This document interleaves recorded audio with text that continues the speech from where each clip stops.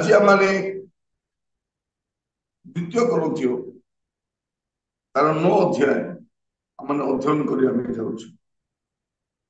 Paulo 8 अध्याय जहाँ कहते 9 अध्याय समाप्त हो तो ये 9 अध्याय 8 अध्याय आरंभ से दान विषय कह आम गत अध्याय देखी ख्रिस्टियान किपरि दान देवा उचित किपरि दान देवा उचित से विषय देखुली से अध्याय से दुईटा दृष्टांत देते माकिदोनिया मंडली लोक मैंने किपरि दान देते दरिद्र अवस्था थे गरीब अवस्था थे कि दान देवार गरीब न आज समय देखिए लोक धनर दरिद्र आ मनर दरिद्र दुईटा दरिद्रता अच्छी गोटे हूँ धनर दरिद्र आ गोटे मनर दरिद्र लोक मैंने धनी हो गले सत किंतु मनर दरिद्रता जाइना माकिदोनिया लोक मैंने पाउल मना कले से बाध्य कर आप दान नि दान साधु मान सेवा निज कहते आउ लिखला बेलू से कहते ख्रीष्टर दान ख्रीष्ट आपना को दान कले से स्वर्ग रु अपना समस्त गौरव समस्त महिमा छाड़ी से गरीब भाव में आसे जेपरी आपण को स्वर्गीय धन रे धनी करा जगतर धन रे नुहे स्वर्गीय धन रे आम से गीत बेले बेले गाऊ स्वर्गीय से धन रो तुलना नहीं पापित कौन स्वर्गीय से धन रो तुलना नहीं आपण स्वर्गीय धन रे धनी होगा स्वर्गीय धन रे धनी तेणु से दान देवा समय परामर्श दौरान गत अध्याय कथा कहूँ आप केमती देवे जाणी दान देवे स्वेच्छा दान देवे वास्तव भाव देवे आ दृढ़ता सहित आप से दान संग्रह करने 3 जन लोक को पठाऊँ से जनक ना लेखार अच्छी दिवस अन्य नाम लेखार कि सेवारे विश्वस्त रही आज आम द्वितीय करंथियो 9 अध्याय आम अध्ययन कर दान विषय कहला बेलू से गोटे कथा कहते तुम्हें जो दान दौच ताठार श्रेष्ठ दान ईश्वर तुमको दे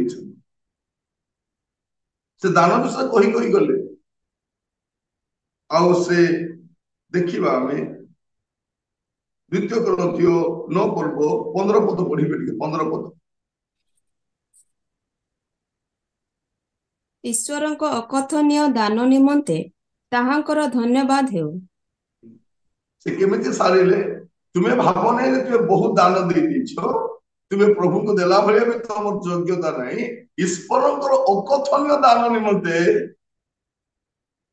ताहांकर धन्यवाद प्रिय भाई मन माने आपण जेते दान देले प्रभुंकर दान समकक्ष हो पार ना प्रभु दान तुलना आसी पार आम जहाँ दो किंचित दो अल्प दो तेणु आज प्रसंग मु रखी आपण पाइथिबा श्रेष्ठ दान आपण पाइथिबा श्रेष्ठ दान पाउल पूर्व अध्याय जहाँ आरंभ करते अध्याय समाप्त करने जाऊँ कौन लिखुं ग्रेस ऑफ गिविंग दान देवा अनुग्रह दान आम जो आत्मिक दान गुड़ाक देखुलु से दान भितर कौन दान देवा गोटे दान अनेक लोक से दरिद्रतार सुधा दान दिखती यहीटा से आत्मिक दान पाई दान देवा दान देवा मु जने मां को जाने से घर काम गुड़ाक कर से घर काम गुड़ाक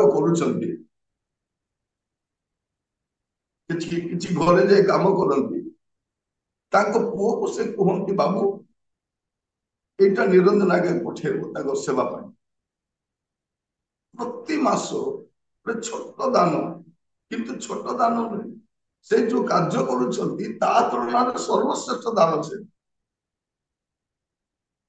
अनेक दान दियंती से मानकर पेंशन रु दियंती से मानकर परिश्रम रु दियंती किंतु एई व्यक्तिर दानटा मते बहुत आचंबित करे जे से घर गुडा करे बासन सफा कला परे लुगा सफा कला परे जो दान कहवाई चाहे एटा मुझे आम जानी रखू जे दान आम जहाँ दौचु ता केबे भी वृथा जीवन नहले भारत रे एते अनुष्ठान केमती कार्य करिबा एते सेवक माने केमती काम करिबा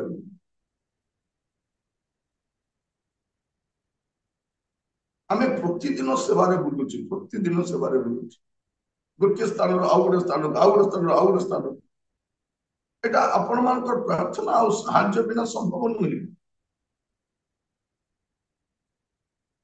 तो एठी आमे देखुछु से साधु मात्र सेवा पाई जो दानटी दिया जाउछि ताहा व्यर्थ रे जाहि एटा होछि grace of giving grace of giving आमे प्रथम 14 पद देखिबा जदि एठी हम देखि पारबा परंतु मंडल आत्मिक साहाय्य विषय से लिखुछि आमे प्रथम 5 पद पढिबा प्रकृत रे साधु मानक सेवा संबंधरे तुम्भ मानक निकट को लेखिबा मो पक्षरे बाहुल्य मात्र कारण मु तुम्भ मानकर आग्रह जाने आ से संबंधरे माकिदनिया लोक मानक निकटरे तुम्भ मानक विषय रे मु दर्प करे जे आखाया गत वर्षरु प्रस्तुत हेलाणी पुणी तुम्भ मानक उद्योग सेमानक मध्यरु अधिकांश लोकंकु उत्साहित करी अछि तथापि मु भाई मानकु पठाउ अछि जेपरि ए संबंधरे तुम्भ मानक विषय रे आंभ मानक दर्प व्यर्थ न हुए पुणी मोहर कथा अनुसार तुम्भे माने प्रस्तुत हुओ काले माकिदनियार कौनसी लोक जेबे मो सांगरे आसी तुम्भ मानक अप्रस्तुत देखंती तेबे तुम्भ मानक कथा तेणे थाउ आंभे माने एही दृढ़ विश्वास विषय रे लज्जित हेबा एणु तुम्भ मानकर पूर्व प्रतिज्ञात दान जेपरि कृपणतार विषय न होई स्वच्छंदतार विषय हुए एथि निमंते पूर्वरु सेही दान संग्रहर आयोजन करिबाकू आगे तुम्भ मानक निकट को जीवा पाई मु भाई मानकू अनुरोध करिबाकू आवश्यक मने कली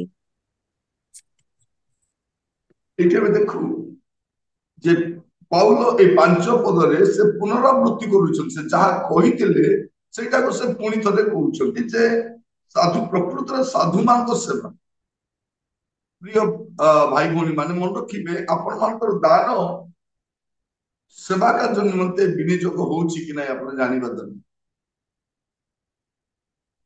आमे जो अर्थ प्रत्येक जो माने दान दियंती अच्छी बोली दियंती नै जनकर आवश्यकता रो काटिके से माने दान दियंती प्रत्येक आम देश जो सेवा कार्य जो माने विभिन्न स्थान दान दियंती समस्ते से मानकर खर्च रो काटिके दान दियंती तेणु एई दानटी उत्तम स्थान रे व्यवहृत होछि नै जानि साधु पाल कहते तुमने प्रस्तुत था दर्पण कारण अटे लोक पठेबी जब आम लज्जित न हो तुमको अप्रस्तुत देखी 5 पद कौन कहते एणु तुम मान पूर्व प्रतिज्ञात दान कि दान आगर प्रमिश करईटा मु देवी दान मुझा देवी आउपरी कृपणतार विषय न हो स्वच्छंदतार विषय पूर्व जो दान देव बोली कहलो सेटा कौन है दरकार स्वच्छंदता सहित है दरकार स्व इच्छा है दरकार कृपण सहित नुह थे कौन है जड़े भौणी तांकर झीओ बाहर काम करते झीओ जी बाहर काम करते से पठाउथिले पैसा प्रति मास पैसा पठाती जे मामा एटा तुमे कौन करिवो जे आमर स्थानीय मंडली आ ओडिसा रे काम करथुबा सेवक मान को दान दब तापर से कौन कले कारण से विदेश रे काम करूची ଧରି ନିଅନ୍ତୁ ସେ ଯଦି 5 ଲକ୍ଷ ଟଙ୍କା ପାଉଥିବ ମାସକୁ ଦରମା, ତାର 10 ମାସ କେତେ ହେଇଯିବ ହେଲା, ଭଲ ଦାନଟିଏ ହେଲା, ସେ ପ୍ରତି ମାସ ପଠାଏ। ଦେଖିଲେ ଏତେ ଦାନ ଆସୁଛି, ସେ ସ୍ୱାମୀ ସ୍ତ୍ରୀଙ୍କ ମନରେ କଣ ପଶିଲା, ଗୋଟେ ଲୋଭ ଆସିଗଲା। ସେ କହିଲେ ନାଇଁ ନାଇଁ, ଆମେ ଏମିତି ପ୍ରଭୁଙ୍କ ଦାସ ମାନଙ୍କୁ ଦେବା ନାହିଁ, ଏଇଟାକୁ ଜମା କରି କରି ଆମେ ଗୋଟେ କାର କିଣିବୁ, ଆଉ ସେ କାରରେ ବସେଇକି ପ୍ରଭୁଙ୍କ ଦାସ ମାନଙ୍କ ସେବା କାର୍ଯ୍ୟ ପାଇଁ ନେବେ। ମତେ ବି କହିଲେ ନିରଞ୍ଜନ, ଆଉ ତୁମକୁ ଚିନ୍ତା କରିବା ଦରକାର ନାହିଁ, ବାହାରେ ବର୍ଷା ଖରା ଶୀତରେ ତୁମେ ଅଟୋରେ ବସରେ ଧକ୍କା ଖାଇଯିବା ଦରକାର ନାହିଁ, ଆମେ କାରଟା ଗୋଟେ କିଣିବୁ ହେଲା, ସେ କାରରେ ତୁମେ ସେବା କାର୍ଯ୍ୟ ପାଇଁ। ମୁଁ କହିଲି ଏମାନଙ୍କ ମୁଣ୍ଡରେ କଣ ପଶୁଛି ଏଇଟା। ତାଙ୍କର ଝିଅ ପଠାଉଛି, ବିଭିନ୍ନ ସ୍ଥାନରେ ସେବା କାର୍ଯ୍ୟ ଓଡିଶାରେ କରୁଛନ୍ତି, ଗ୍ରାମାଞ୍ଚଳରେ ସହରରେ ତାଙ୍କ ସ୍ଥାନୀୟ ପାଳକ ସ୍ଥାନୀୟ ମଣ୍ଡଳୀ ଦେବା ପାଇଁ କହୁଛନ୍ତି। ଏମାନେ କଣ କଲେ, ତାର ଝିଅର ଅଜ୍ଞାତ ସାରରେ ଏମାନେ କାର ଗୋଟେ କିଣିବା ପାଇଁ ଚିନ୍ତା କଲେ, କାର କିଣିଲେ ମଧ୍ୟ ସେ କାରରେ ଆଜି ପର୍ଯ୍ୟନ୍ତ ମୁଁ ବସି ନାହିଁ ହେଲା, 15 ବର୍ଷ ହେଇଗଲାଣି ସେ କାରରେ ମୁଁ ବସିନି।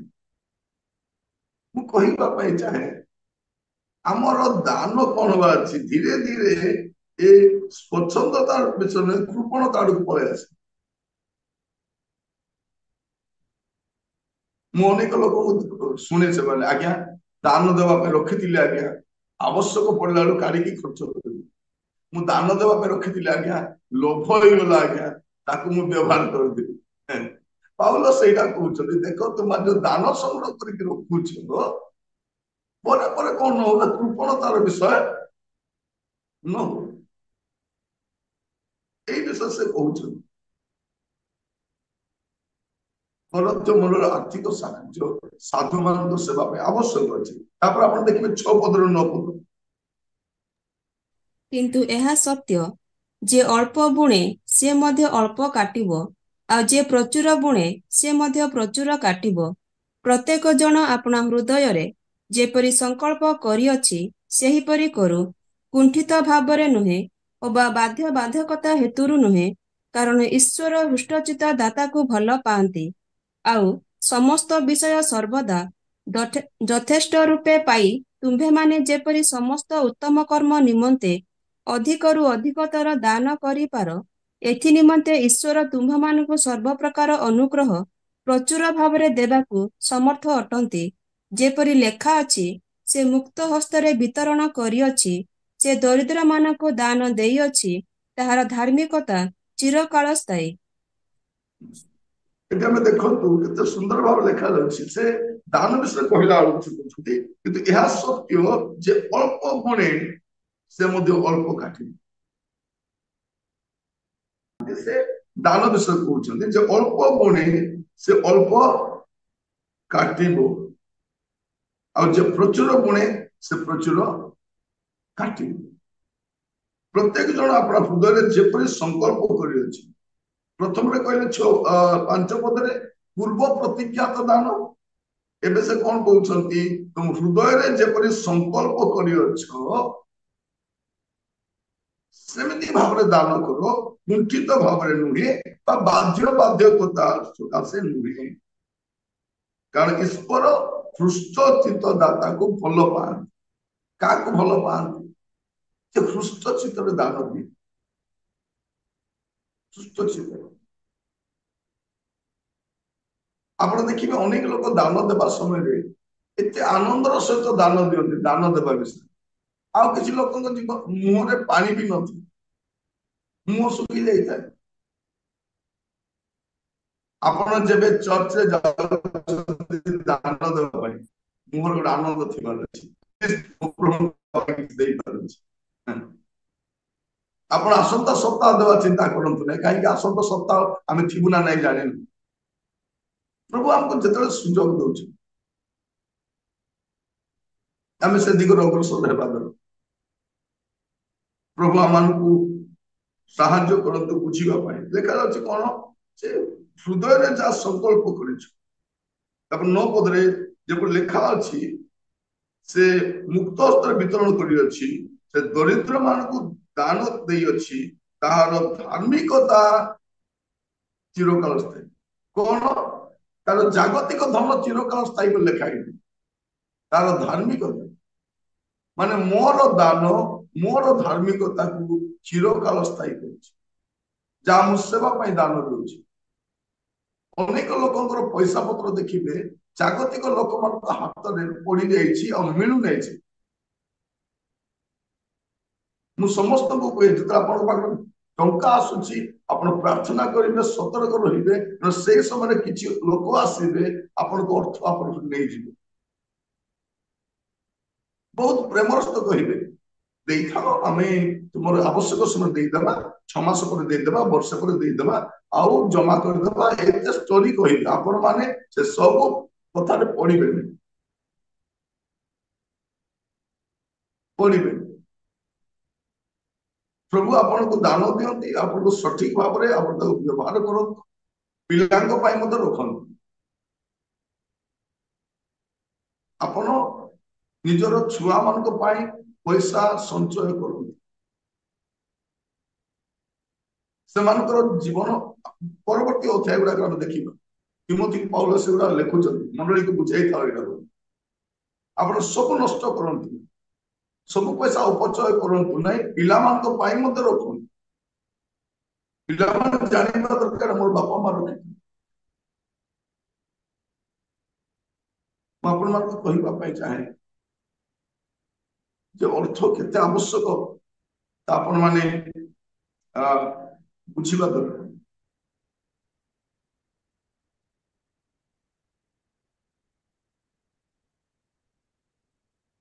ମୁଁ ଜଣେ ସେବକ ହେଇଥିବାରୁ ମୋ ବାପା ମାଙ୍କ ପାଇଁ ମୁଁ ବହୁତ କିଛି କରିପାରିନି, ବହୁତ କିଛି କରିପାରିନି। ମାଙ୍କ ସମୟରେ ମୁଁ ଟିକେ ଚେଷ୍ଟା କଲି କିଛି କରିବା ପାଇଁ, କିନ୍ତୁ ବାପାଙ୍କ ସମୟରେ ମୋ ଆର୍ଥିକ ଭାବରେ ମୁଁ ବହୁତ ଦୁର୍ବଳ ଥିଲି। ମୋ ବାପା ସେ ଜାଣିଥିଲି, ମୁଁ ତାଙ୍କୁ ମାଗୁ ନାହିଁ, କିନ୍ତୁ ବାପା ଭାବରେ ସେ ଜାଣିଛନ୍ତି ମୋ ପୁଅ କେମିତି ପରିସ୍ଥିତି ଗତି କରୁଛି।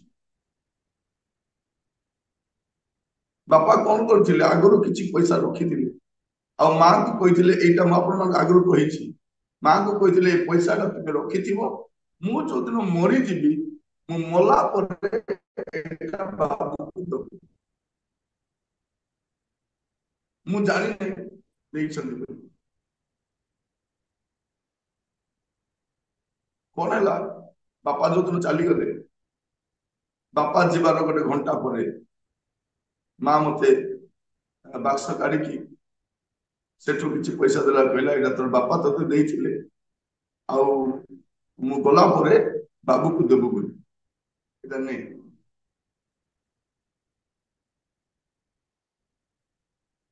ଆଉ ସେ ପଇସା କାହିଁକି ଦେଇଥିଲେ ଜାଣିଛନ୍ତି? କଫିନ ବକ୍ସ ବନେଇବା ପାଇଁ ଆଉ ଗାତ ଖୋଳିବା ପାଇଁ, ଅନ୍ୟାନ୍ୟ କାର୍ଯ୍ୟ କରିବା, କାରଣ ସେତିକି ପଇସା ମଧ୍ୟ ମୋ ପାଖରେ ନଥିଲା।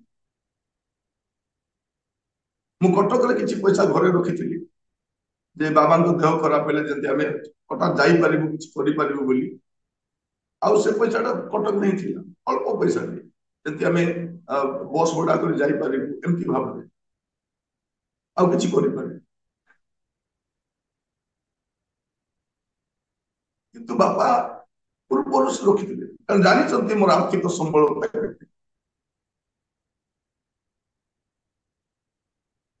ମାନେ ବାପା ମା ଭାବରେ ଆମ ପିଲାଙ୍କ ପାଇଁ ଆମେ କିଛି ସଞ୍ଚୟ କରିବା ଦରକାର।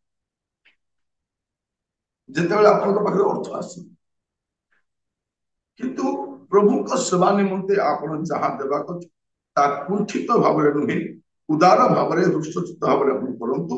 ଦାନ କଣ ଲେଖା ଅଛି, ଯେ ମୁକ୍ତ ହସ୍ତରେ ବିତରଣ କରିଅଛି, ଯେ ଦରିଦ୍ରକୁ ଦାନ ଦେଇଅଛି, ତାର ଧାର୍ମିକତା ଚିରକାଳ ସ୍ଥାୟୀ। କେତେ ବଡ ବିଷୟ ଲେଖା ଅଛି, ଆମର ଦାନ ଆମର ଧାର୍ମିକତାକୁ ଚିରକାଳ ସ୍ଥାୟୀ କରୁଛି, ଏଇ କଥା ସେ ଲେଖନ୍ତି। ତାପରେ ଆମେ 10 ପଦରୁ 14 ପଦ ଦେଖିବା। 10 ପଦରୁ 14 ପଦ। ଆଉ ସେ ବୀଜ ବପନକାରୀକୁ ବୀଜ ଓ ଭୋଜନ ନିମନ୍ତେ ଆହାର ଯୋଗାନ୍ତି, ସେ ବୁଣିବା ନିମନ୍ତେ ତୁମ୍ଭମାନଙ୍କୁ ବୀଜ ଯୋଗାଇବେ ଓ ତାହା ବଢାଇବେ, ପୁଣି ତୁମ୍ଭମାନଙ୍କ ଧାର୍ମିକତାର ଫଳ ବୃଦ୍ଧି କରିବେ। ଏହିପରି ତୁମ୍ଭେମାନେ ସବୁ ବିଷୟରେ ଧନୀ ହୋଇ ସବୁ ପ୍ରକାର ବଦାନ୍ୟତା ଦେଖାଇ ପାରିବ, ଆଉ ତାହା ଆମ୍ଭମାନଙ୍କ ଦ୍ୱାରା ଈଶ୍ୱରଙ୍କ ଧନ୍ୟବାଦର କାରଣ ହେବ। କାରଣ ଏହି ଦାନ ରୂପ ସେବା ଯେ କେବଳ ସାଧୁମାନଙ୍କର ଅଭାବ ପୂରଣ କରୁଅଛି ତାହା ନୁହେଁ, ମାତ୍ର ତଦ୍ୱାରା ମଧ୍ୟ ଈଶ୍ୱରଙ୍କ ଉଦ୍ଦେଶ୍ୟରେ ବହୁ ଧନ୍ୟବାଦ ଉଛୁଳି ଉଠୁଅଛି। ଅର୍ଥାତ୍ ଏହି ସେବା କର୍ମର ପ୍ରମାଣ ପାଇ ଲୋକେ ତୁମ୍ଭମାନଙ୍କ ସ୍ୱୀକାର କରୁଥିବା ଖ୍ରୀଷ୍ଟଙ୍କ ସୁସମାଚାର ପ୍ରତି ବାଧ୍ୟତା, ପୁଣି ସାଧୁମାନଙ୍କ ଓ ସମସ୍ତଙ୍କ ପ୍ରତି ତୁମ୍ଭମାନଙ୍କ ସହଭାଗିତାର ସରଳତା ସକାଶେ ଈଶ୍ୱରଙ୍କ ମହିମା କୀର୍ତ୍ତନ କରୁଅଛନ୍ତି। ଆଉ ତୁମ୍ଭମାନଙ୍କ ପ୍ରତି ଈଶ୍ୱରଙ୍କ ଅତ୍ୟଧିକ ଅନୁଗ୍ରହ ହେତୁ ସେମାନେ ମଧ୍ୟ ତୁମ୍ଭମାନଙ୍କ ନିମନ୍ତେ ପ୍ରାର୍ଥନା କରୁ କରୁ ତୁମ୍ଭମାନଙ୍କ ପ୍ରତି ଅନୁରକ୍ତ ଅଟନ୍ତି। ଏଠି ଆମେ ଦେଖୁ ତୃତୀୟ ବିଷୟ। ପ୍ରଥମ କଥା ଆମେ ଦେଖୁଛେ ଅଧ୍ୟାୟରେ ପ୍ରଥମ ପଦରୁ 5 ପଦ ସେ ପୁନରାବୃତ୍ତି କରୁଛନ୍ତି, ସେ ଦାନକୁ ମନେ ପକାଇ ଦଉଛନ୍ତି। 6 ପଦରୁ 9 ପଦ ଦାନ ପକାଇବାଟା ଆଉ ମନେ ପକାଇ ଦଉଛନ୍ତି, ସେ ପୁନରାବୃତ୍ତି କରୁଛନ୍ତି, ଦାନ ଦେବା ସେ ପୁଣି କହୁଛନ୍ତି। ଆଉ ଏଇଠି ଆମେ 10 ପଦରୁ ଆମେ ଯୋଉ ଦେଖିବା 14 ପଦ, ଏଠି ଦାନର ପୁରସ୍କାର ବିଷୟରେ ବି କହୁଛନ୍ତି। କଣ ପୁରସ୍କାର? ଯେ ତୁମର ଧାର୍ମିକତାର ଫଳ ବୃଦ୍ଧି ପାଉଅଛି, ଧାର୍ମିକତାର ଫଳ ବୃଦ୍ଧି ପାଉଅଛି। ଆଉ ଏଇଟା କହିଲା ପରେ ସେ 15 ପଦରେ କହୁଛନ୍ତି ଈଶ୍ୱରଙ୍କର ଅକଥନୀୟ ଦାନ, ମାନେ ପିତା ଈଶ୍ୱର ନିଜେ ତୁମ ପାଇଁ ଶ୍ରେଷ୍ଠ ଦାନ ଦେଇଛନ୍ତି। ଆପଣ ପଢିବେ 15 ପଦ। ଈଶ୍ୱରଙ୍କ ଅକଥନୀୟ ଦାନ ନିମନ୍ତେ ତାହାଙ୍କର ଧନ୍ୟବାଦ ହେଉ। ଦେଖନ୍ତୁ ସେ ଆରମ୍ଭ କଲେ 8 ଅଧ୍ୟାୟରେ ଦାନ ବିଷୟରେ। ଆଉ ଦାନ ବିଷୟରେ କହୁ କହୁ ଶେଷରେ କେମିତି ସାରୁଛନ୍ତି ଦାନ ବିଷୟରେ? ଯେ ତୁମେ ମାନେ ଯୋଉ ଦାନ ଦଉଛ ତାଠାରୁ ଶ୍ରେଷ୍ଠ ଦାନ ପିତା ପରମେଶ୍ୱର ତୁମ ପାଇଁ ଦେଇଛନ୍ତି। ହାଲେଲୁୟା। ଆଉ ସେଇ ଦାନର କୌଣସି ଦାନ ସମକକ୍ଷ ନୁହେଁ। ସେମିତିକା ଦାନ କିଏ ଦେଇ ନପାରେ। ଈଶ୍ୱର ଆପଣଙ୍କ ପାଇଁ ମୋ ପାଇଁ ତାଙ୍କର ପୁତ୍ରଙ୍କୁ ଦାନ କରିଛନ୍ତି। ଆଉ ସେଇ ଦାନ ତୁଳନାରେ ମୋର କୌଣସି ଦାନ ସମକକ୍ଷ ହେଇନପାରେ, କୌଣସି ଦାନ। ଆପଣ ଯେବେ ପ୍ରଭୁଙ୍କ ସେବା ପାଇଁ ଦାନ ଦିଅନ୍ତି, ଭାବନ୍ତୁ ନାହିଁ ଯେ ମୁଁ ବହୁତ ଦେଇଛି ବୋଲି। ତା ପୂର୍ବରୁ ପ୍ରଥମ ଦାତା ହଉଛନ୍ତି ଈଶ୍ୱର, ଯେ ଆପଣଙ୍କୁ ମତେ ସବୁ ଦିଅନ୍ତି। ଆପଣଙ୍କୁ ଜୀବନ ଦେଇଛନ୍ତି, ଆପଣଙ୍କୁ ଚାକିରି ଦେଇଛନ୍ତି, ଆପଣଙ୍କୁ ସ୍ୱାସ୍ଥ୍ୟ ଦେଇଛନ୍ତି, ଆମକୁ ଶ୍ୱାସ ପ୍ରଶ୍ୱାସ ଦେଇଛନ୍ତି। ଏଇଟା ଆମର ଜାଗତିକ ଦାନ ଗୁଡାକ। କିନ୍ତୁ ଆମର ଆତ୍ମାର ଉଦ୍ଧାର ନିମନ୍ତେ ତାଙ୍କର ଅଦ୍ୱିତୀୟ ପୁତ୍ରଙ୍କୁ ଦାନ କରିଛନ୍ତି। ମାନେ ପାଉଲ କେତେ ସୁନ୍ଦର ଭାବରେ ସେ ବାଲାନ୍ସ କରୁଛନ୍ତି। ଦେଖନ୍ତୁ, ଏପଟେ ଆପଣଙ୍କର ଦାନ ଆଉ ଏପଟେ ଈଶ୍ୱରଙ୍କର ଦାନ। ଆଉ ଏଇ ଦୁଇଟା ଦାନ ମଧ୍ୟରେ କୋଉଟା ଓଜନ ବେଶୀ? ପ୍ରଭୁ ଆମମାନଙ୍କୁ ଅନୁଗ୍ରହ କରନ୍ତୁ। ଆମେ ସେଇଠି ଦାନ ଦେବା ପାଇଁ ଚାହୁଁ ଯୋଉଠି ଆମର ଦାନ ପଢା ହବ, ଯୋଉଠି ଆମ ଦାନ ଲେଖା ହବ, ଯୋଉଠି ଆମ ଦାନ ଘୋଷଣା କରାଯିବ। ଆଉ ଅନେକ ଲୋକ ଦାନ କୋଉଠି ପଠାନ୍ତି? ବଡ ବଡ ଅନୁଷ୍ଠାନ ଗୁଡିକୁ ପଠାନ୍ତି। ଏଟାକୁ କହିବେ ତେଲିଆ ମୁଣ୍ଡରେ ତେଲ ବୋଲି। କଣ? ତେଲିଆ ମୁଣ୍ଡରେ ତେଲ। ଅଲରେଡି ତା ମୁଣ୍ଡରେ ତେଲ ଅଛି, ଯାହା ମସ୍ତକରେ ତେଲ ନାହିଁ, ଯେ ଆଶୀର୍ବାଦରୁ ବଞ୍ଚିତ ହଉଛନ୍ତି, ସେମାନଙ୍କୁ ଆପଣ ଯତ୍ନ ନିଅନ୍ତୁ। ଆପଣଙ୍କର ଗ୍ରାମାଞ୍ଚଳର ସେବକ ମାନେ ଅନେକ ଅଛନ୍ତି। ଆପଣଙ୍କର ଅଞ୍ଚଳରେ ଅନେକ ସେବକ ମାନେ ଯେଉଁମାନେ କଷ୍ଟରେ ପରିଶ୍ରମ କରୁଛନ୍ତି, ସେମାନଙ୍କର ଯତ୍ନ ଆପଣ ନିଅନ୍ତୁ, ଯତ୍ନ ନିଅନ୍ତୁ। ପ୍ରଭୁ ଆମମାନଙ୍କୁ ଅନୁଗ୍ରହ କରନ୍ତୁ। ଆଜି ବାକ୍ୟ ଧ୍ୟାନ କରିବା ସମୟରେ ଆମେ ପ୍ରତ୍ୟେକ ଯତ୍ନବାନ ହଉ, ଯେପରି ଆମେ ଅନ୍ୟମାନଙ୍କର ଆଶୀର୍ବାଦର କାରଣ ହେଇପାରିବୁ। ଅନ୍ୟମାନଙ୍କର ଆଜିଠାରୁ ଆମେ ଚେଷ୍ଟା କରିବା ଆମର କ୍ଷୁଦ୍ର ଦାନ ମଧ୍ୟ ବୃଥାରେ ନ ଯାଉ। ଯୋଉ ଜାଗାରେ ଆମର ଦାନ ଉପଯୁକ୍ତ ଭାବରେ ବିନିଯୋଗ ହେଇପାରିବ, ସେପରି ସ୍ଥାନରେ ଆମେ ଦାନ ଦେବା ପାଇଁ ତତ୍ପର ହେବୁ। ଆପଣଙ୍କ ମଣ୍ଡଳୀର ସେବା ନିମନ୍ତେ ଅନେକ ଆନୁଷ୍ଠାନିକ ସେବା ଗୁଡାକ ରହିଛି, ଯତ୍ନବାନ ହେବା। ସାଧୁ ପାଉଲ ଏଠି ନିଜ ପାଇଁ ମାଗୁନାହାନ୍ତି। ପାଉଲ ନିଜ ପାଇଁ ମାଗୁନାହାନ୍ତି। ସେ କଣ କହୁଛନ୍ତି ଦେଖ, ପରବର୍ତ୍ତୀ ସମୟରେ ଦେଖିବ, ମୋର ଅଭାବ ସକାଶେ କହୁଛି ବୋଲି ସେ କହୁନାହାନ୍ତି। ମୋର ଅଭାବ ସକାଶେ କହୁନାହିଁ, ତୁମର ଦାନ ସ୍ୱର୍ଗରେ ସଞ୍ଚିତ ହଉଛି, ସେଇଟା ମୁଁ କହୁଛି। ସେ କହୁଛନ୍ତି ମୋର 2ଟି ହସ୍ତ ମୋର ନିଜର ଜୀବିକା ପାଇଁ, ବଞ୍ଚିବା ପାଇଁ ଯଥେଷ୍ଟ। प्रिय भाई भौणी माने प्रभु आम अनुग्रह करंतु आम गत अध्याय देखिलु ख्रिस्टियान किपरि दान देवा उचित अध्याय देखुछु से दान देले मध्य से ताठारु श्रेष्ठ दान पाइछि ता होछि ईश्वर पुत्र से पाइछि ता सर्वश्रेष्ठ दान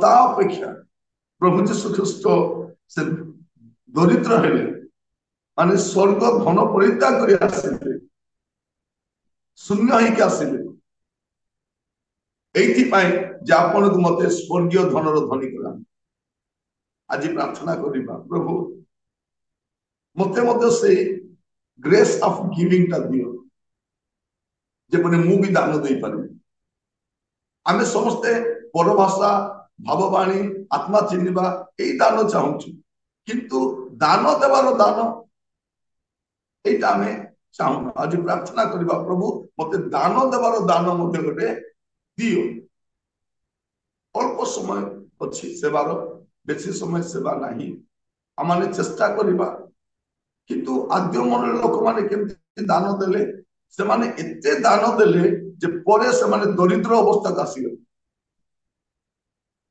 पूरा से माने स्थावर अस्थावर सब संपत्ति विक्रय कर दे किंतु आज लोक माने आम एते कृपण जे आम जहाँ दान दौचु ता दान मध्य आम चेष्टा करिबा आम प्रत्येक चेष्टा करिबा प्रार्थना सहित किपरि आम सेवा कार्य निमंते जड़ित होई प्रभु राज्यर सेवा कार्य निमंते जड़ित होई परिबा साधु मानकर जत्न लेबा निमंते एटा पाउल कहउछ विशेष करी प्रभु दास माने दान विषय कहते नहीं कारण कहले लोक भावती काले ये पैसा पाइबा आशा कहना से अनेक मंडली रे दान विषय स्पष्ट भाव में बुझा जाए खाली दियो मंडली को दियो मंडली को दियो मंडली को देले कौन करिवो पैसा गच्छित कर रखिबे तापर कोर्ट को जिबे मुकदमा करिबे तापर पैसा गड़बड़ से माने करिबे अनेक मंडली कौन बोली कहती आमर बैंक बैलेंस रे एते लक्ष टंका गच्छित अछि एते कोटी टंका गच्छित अछि